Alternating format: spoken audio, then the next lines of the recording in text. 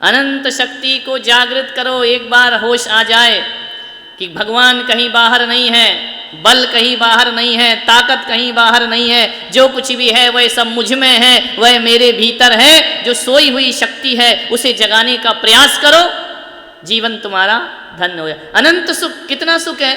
भगवान हमको तो दुखी दुखी है, जब भी भगवान के पास आओ हम दुखी हम दुखी। अरे भगवान कह रहे तुझमें तो अनंत सुख है, दुखी क्यों होता है? सारा सुख कहाँ है? बाहर नहीं है, भीतर है। भीतर मान्यता का सुख है और मान्यता का दुख है। किसी को अपना मान रखा है इसलिए दुखी हो। दुनिया में कितने लोगों की मृत्यु रोज हो रही है, रोते हो क्या? क्यों नहीं रोते? उनको अपना नहीं माना। किस में रोते हो? तो सुख दुख मान्यता में है या सामने वाले में? अपनी मान्यता में सुख दुख है। भगवान कह रहे तू तो ऐसा मानना, बैठ जाओ देवी, तू ऐसा मान कि मैं तो मान्यता ही का तो सुख दुख है, मानना ही तो है।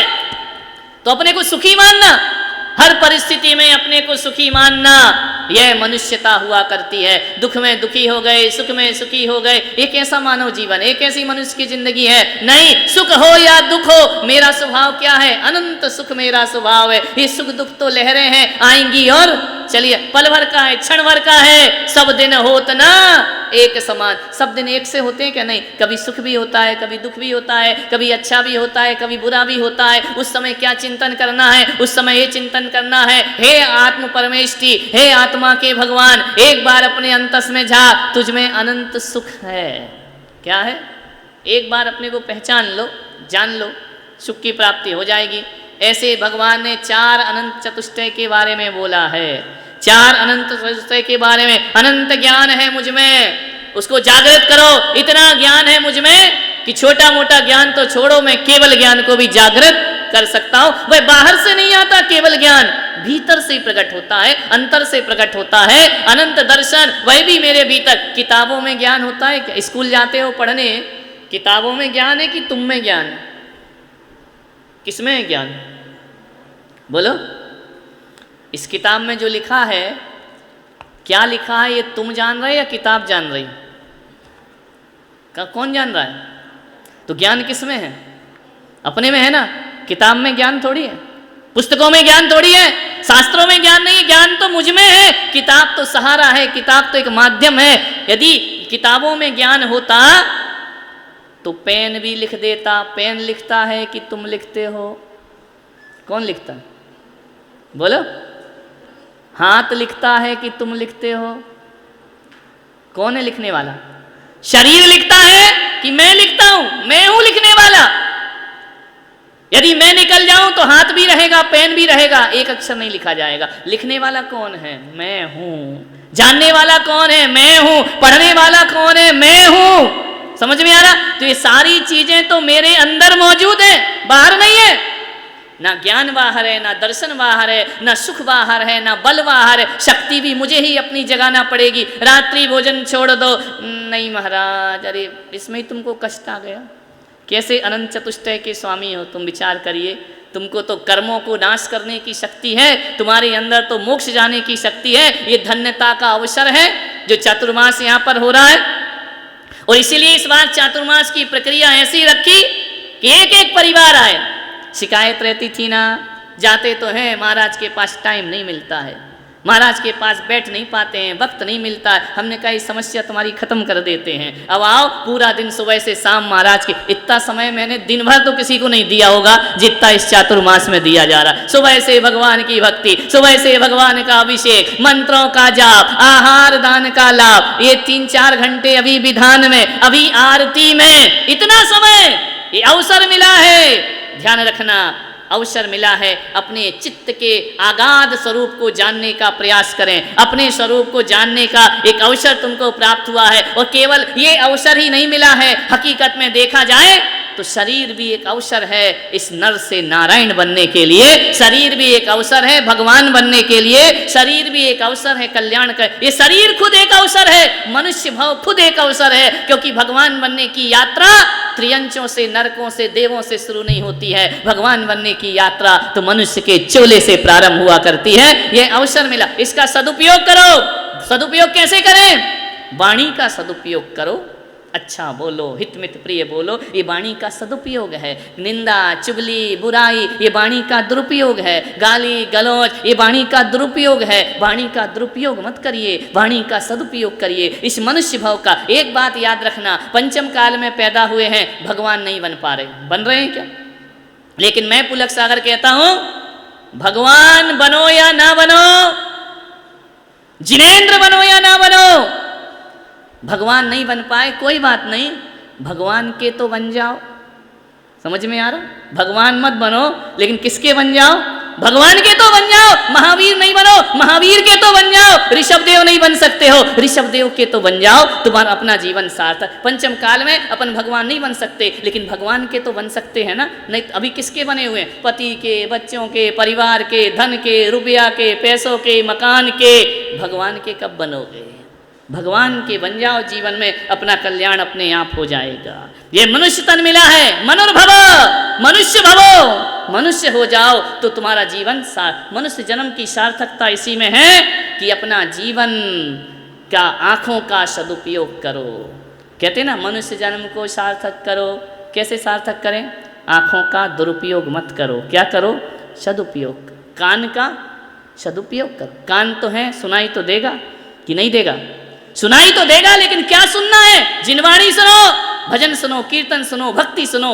कान का सदुपयोग हो गया। आज सुबह से उठ के इन लोगों ने अभिषेक किया, सुरेश जी पहाड़िया, रजनी जी पहाड़िया आई, सुबह से अभिषेक पूजन में लगे हैं। शरीर का सदुपयोग हो गया। घर में रहते तो विषय भोग इंद्रिय संसार उसमें अपना शरीर का दुरुपयोग होते रहता है। समझ में आ रहा? सदुपयोग हो गया। अपने हाथों से आहार दे लिया, हाथों का सदुपयोग हो गया। यहाँ बैठकर भगवान को अर्घ चढ़ा लिए, परिक्रमा लगा दी, पैरों का सदुपयोग। सदुपयोग क्या होता है? सार्थकता क्या होती है? अपने शरीर को, अपने मन को, अपने चित्त को परमात्मा से जोड़ देना, इस मनुष्य जन्म की सार्थकता और सफलता। सार्थकता सफलता के लिए और क्या करना है? अपने मन में दुनिया भर के विचारों को छोड़कर परमात्मा की भक्ति के विचार लाओ, तुम्हारे मन का सदुपयोग हो गया। तुमने धन यहाँ पर दान किया, तुम्हारी कमाई का सदुपयोग हो गया। यदि यहाँ दान नहीं करते तो ये लाखों रुपए आपके खाने पीने, घरबार परिवार इसी में चले जाते। आप पुण्य का अवसर आपको प्राप्त नहीं होता। सदुपयोग का मतलब यही है। उपयोग तो करना है, दुरुपयोग करो या सदुपयोग करो। अपने जीवन को सार्थक और सदुपयोग करने का प्रयास करिए। हम उस वंश में पैदा हुए हैं, ध्यान रखना। नाम ख्याति प्रतिष्ठा जय जयकार इसके लिए ही नहीं, ये तो अपने को अपने आप मिल जाया करते हैं, अपने आप प्राप्त हो जाएंगे। मैं तो कहता हूँ कि अपने लिए ही नहीं, अपनों के लिए भी जीने का प्रयास करिए। अपने ही दुख को दुख मत समझो, दूसरों के दुख को भी समझने का प्रयास करिए।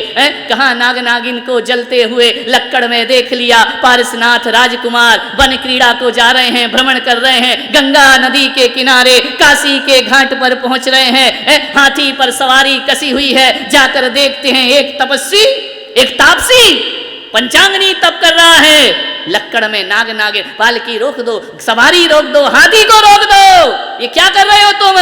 देख कर मन भीग गया उनका, करुणा से भीग गया मन उनका। उन्होंने कहा, हे तापसी, इस लक्कड़ में जीवों को मत जला, इनकी हत्या मत कर। तुझे कष्ट देना है मुझे कष्ट दे ले, लेकिन इनको कष्ट नहीं। इस वंश में हम पैदा हुए हैं जहां खुद को पारसनाथ ने एक नागिन को बचाने के लिए 7 भव तक कष्ट सहन किया। समझ में आ रहा? किसके लिए?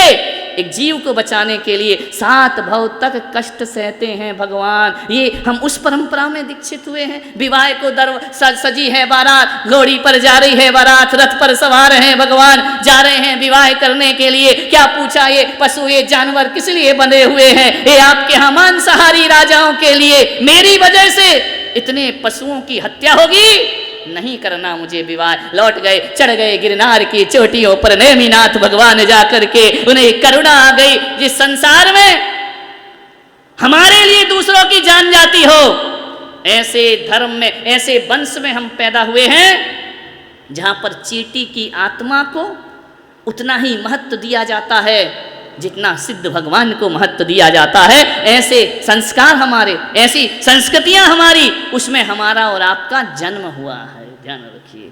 लोग क्या कहते हैं, दुनिया क्या कह रही है, दुनिया में क्या हवाएं चल रही हैं, क्या लहर चल रही है, बाहर का संसार कैसा है, इसमें मत पड़िए, अपने जीवन को सार्थक और सफल करने का प्रयास करिए। सब तो देख लिया, बच्चे बड़े हो गए, नाती पोते हो गए, सबका परिवार चल रहा, संसार चल रहा है, अभी भी सत्य के दर्शन नहीं करना है, अभी भी परमात्मा से लौ नहीं लगाना है, अभी भी भगवान से अपने आप को नहीं जोड़ना है, तो फिर कब करोगे, कब होगा? अभी नहीं।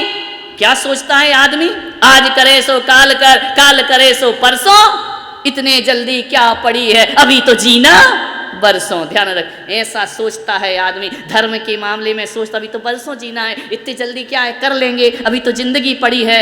जिंदगी का कोई भरोसा, कोरोना में कितने चले गए हैं, उसने नहीं देखा जवान कौन, और तीसरी लहर आ गई, अपने ही नंबर आ जाए, क्या भरोसा दुनिया से विदा हो जाए। सोचते ही रह जाएंगे और कुछ जीवन में कर नहीं पाएंगे। ध्यान रखिए, क्या माहौल है बाहर का, उसको छोड़ दीजिए, अपने जीवन का लक्ष्य ध्यान रखना। एक मौत का झटका लगेगा, मरने के बाद हमारे साथ ना माहौल साथ होगा, ना रिश्ते नाते, ना यार दोस्त, कोई साथ नहीं होगा। हमने जो जीवन में धर्म अर्जित किया है वही हमारे साथ जाने वाला है। कितनी बार ये बातें सुन चुके हो, सब इधर से सुनते और इधर से निकाल देते हो। मैं तो कहता हूँ मत लो दीक्षा, कोई बात नहीं है, मत करो व्रत नियम, कोई बात नहीं है, कम से कम अपने शरीर का सदुपयोग करो। ध्यान रखिए, दुरुपयोग मत करो।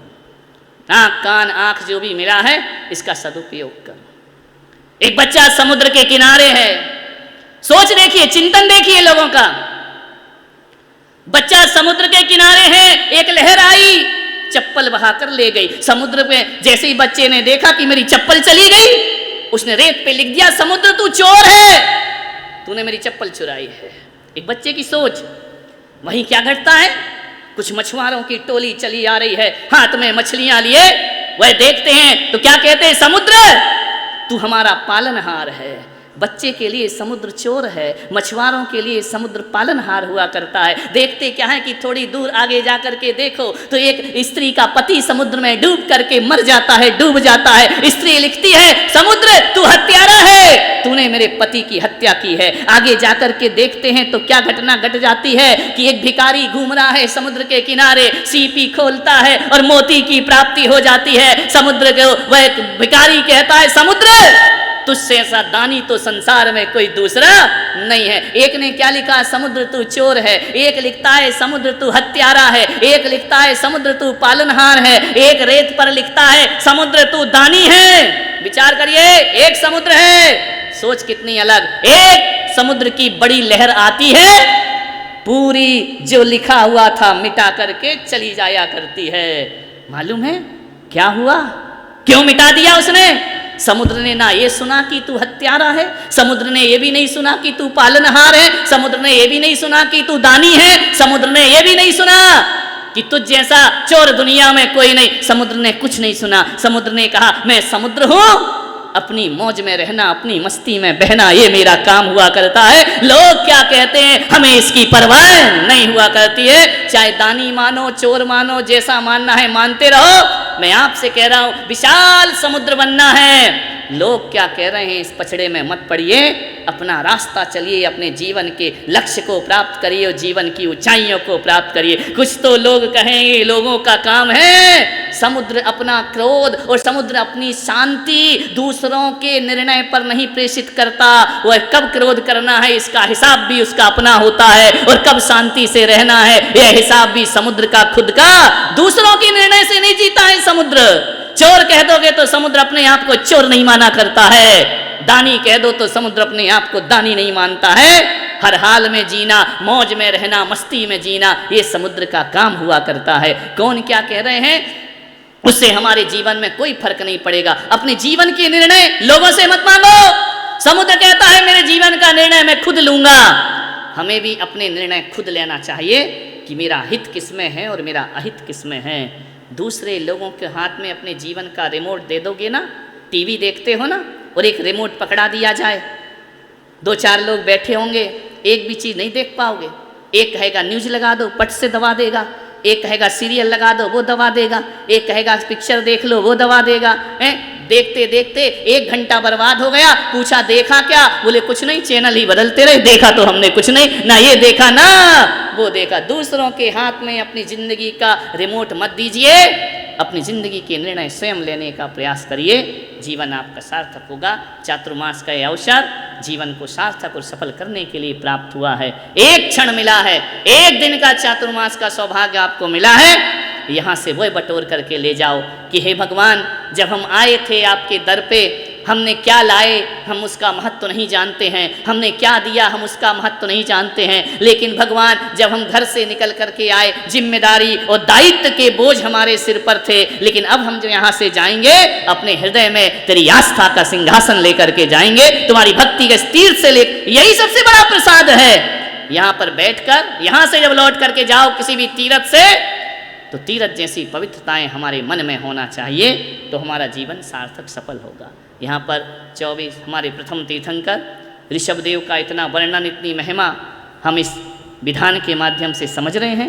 ये ऐसे ही प्राप्त नहीं हो गया उनको, जन्म जन्म उन्होंने ऐसा ही जीवन जिया है जैसे आप और हम जी रहे हैं। जीते जीते धीरे धीरे उन्हें शरीर का सदुपयोग करते करते परमात्म तत्व को प्राप्त कर लिया है। हम भी वैसा ही करने का प्रयास करें, तो ये चातुर्मास एक बहुत बड़ा अवसर बन के हमको प्राप्त होगा। समय हो रहा है, ज़्यादा प्रवचन की ज़रूरत नहीं है, और कितने साल से सुन रहे हो, लेकिन ऐसा नहीं है कि कुछ भी परिवर्तन नहीं है। परिवर्तन तो बहुत है, वो अपने को ही अनुभव करना है, दूसरों के द्वारा नहीं कि कितने बदले या नहीं बदले। अपने अंतस्करण में, अपनी चित्तवृत्तियों में झांक करके देखो कि हमने अपने जीवन में कितना परिवर्तन पाया है। 50 साल पहले का जीवन क्या था, 20 साल पहले का जीवन क्या था, अभी का जीवन क्या है, और धर्म से जुड़ने के बाद का जीवन क्या है। खुद का आकलन खुद करने का प्रयास करें और आगे बढ़ने का प्रयास करें।